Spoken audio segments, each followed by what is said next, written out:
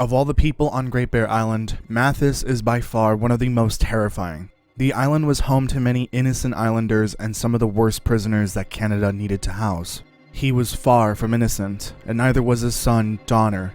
Mathis's presence on the island alone would be enough to keep everyone up at night, and Donner was the stuff of nightmares. Unfortunately for the survivors of the Quiet Apocalypse, Mathis would be set loose to unleash chaos. Who is Mathis? While his story hasn't been fully told considering he will be in episode 5, I believe we know more than enough to tell his tale. Before I continue, please make sure to comment, like, share, subscribe, and hit the notification bell so I can keep making videos like this. Where does his story start though? A lot of Mathis's history is told very loosely, but thanks to the various characters in Wintermute episode 4, we know quite a bit of his past. For starters, we know he has a son named Donner. We don't know if he was married, but at the very least he had a child with someone. We also don't know when Mathis's history of crime started or why it started. It could be so he could support his son, it could be he was something he was born into, or it could be that he is truly a nightmare of a person and crime was the only life for him. His behavior as a person is alarming. His acquaintances, Heller and Vakon, described him as going half crazy just trying to free Donner from solitary. This was in regards to him nearly beating Warden Franklin to death over his frustration. After this, Heller recalls a heist that he and Mathis had conducted with several others in Montreal. Vakon wasn't there, so he listened to this glimpse into Mathis's past, which showed just how crazy he really was. So there was this really tight plan. Mathis had months to set it up. Everyone had their part to play. Place is in chaos. And the driver who's supposed to pick us up, he's late. No shit. No shit. So the driver pulls up, like 2 minutes late. We're yelling at Mathis, "Come on, man, let's go, let's get out of here." And Mathis just stands there, looking at the fucking driver. Looking like he wants to eat the guy. The driver's terrified. Mathis walks over to the van, slowly. We're all jumping in and yelling to get out, and we can see the fucking guards coming. Like, we are done. We need to get out. Mathis, he pulls the driver out of the van, looks back at us, and with this totally wild look in his eyes, just says, "Go." Like totally calmly, but with this wild edge. And he just starts beating the living shit out of the driver. And Mathis, it took 5 cops to pull him off that driver. He cared less about being caught than he did about the driver being late. Crazy fucker. Mathis is not a patient man. Mathis was indeed crazy, but a different kind of crazy. He was incredibly impatient, hence the violent outburst on the driver for the heist. He decided that the driver's actions were worth punishing. Despite being caught by security afterwards, it was worth it to him. If Mathis's actions during the heist showed him at full crazy, then Mathis was very much in danger had the prisoners not stopped him. Another aspect of his that we see in full force is his cold-blooded disregard for life. Before meeting Will in Carter Dam, he ran into a woman. During his interrogation of Will, he revealed this to him, which frightened him at first. I believe Will was terrified that Astrid had run into Mathis. Later on, he tells the full story and the fate of that woman. Woman? Oh, you mean the one you asked about in the dam? Yeah. She's still there. Won't be going anywhere soon. You bastard. Relax, Mackenzie. She had nothing to do with you. How do you... Just some old lady lost in the woods. Wandered into the dam when I was there.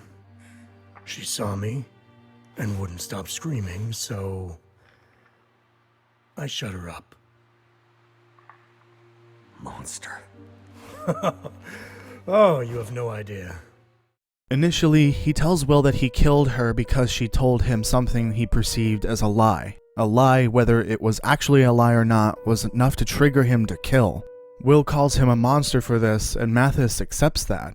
After meeting Will, Franklin recounts how he came to know Mathis originally. He had been convicted for murder and was to serve 10 years at the same penitentiary that Franklin oversaw.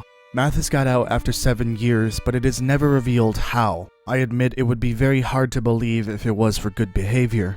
Later, towards the end of episode 4, Mathis reveals to Will that Franklin was dead. He had literally beat the information about him and the saboteur Jace out of him. Franklin would then die sometime later. After all of this, we see that Mathis has no regard for human life. Perhaps he feels no emotion whatsoever. Only a cold-blooded killer could be so apathetic. But perhaps he does feel emotion towards the only person he truly cares about. Mathis! He's dying. Donner is dying.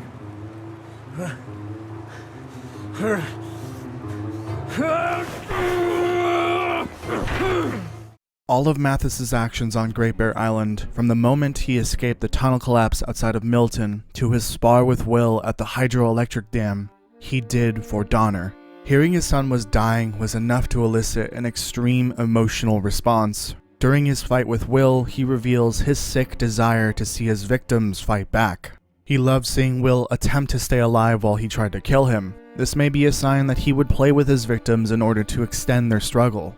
I wouldn't be surprised if torture is the only thing that gives him joy. I think the most terrifying thing we know about Mathis is that he makes promises, and he will undoubtedly keep them. I can't see! I am going to destroy everything you love.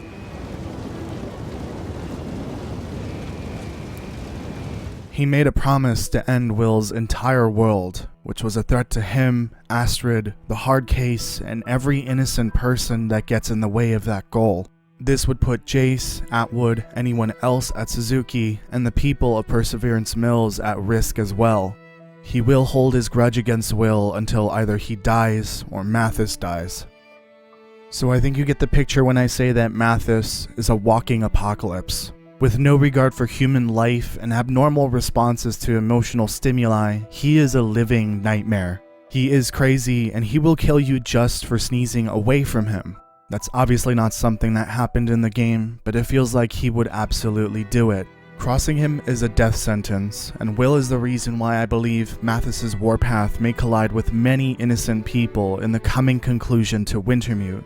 There is a light at the end of all things, meaning that good will triumph over evil. Unfortunately, no one between Will and Mathis will be safe. On a final thought, I had an interesting theory into Mathis's transfer to Blackrock. Personally, I believe his transfer to Blackrock, the prison riot, the takeover by the prisoners, and the plan to break Donner out of solitary were all orchestrated. It all feels too coincidental that the pieces all fell into place for Mathis to rescue his son by being transferred to the same prison. He is a criminal mastermind after all, with a history of pulling heists. Fortunately, the quiet apocalypse slowed him down, and Will and Jace were there to stop him entirely. I want to take this time to thank all of you for watching and supporting the Wintermute Episode 4 Fury Then Silence video. It was a 31-minute long lore video that I put a lot of effort into, and I would appreciate it if you watch it and leave a like and a comment if you haven't already done so. If you want to catch up on any lore I've already covered, you can check out all the various playlists for the history of the Long Dark, Wintermute, Rudiger's Project, the people and places of Great Bear Island, and the Buffer Memories. They will be linked in the description. If you enjoyed this lore video for the Long Dark, please don't forget to comment, like, share, subscribe, and hit the notification bell so I can keep making them.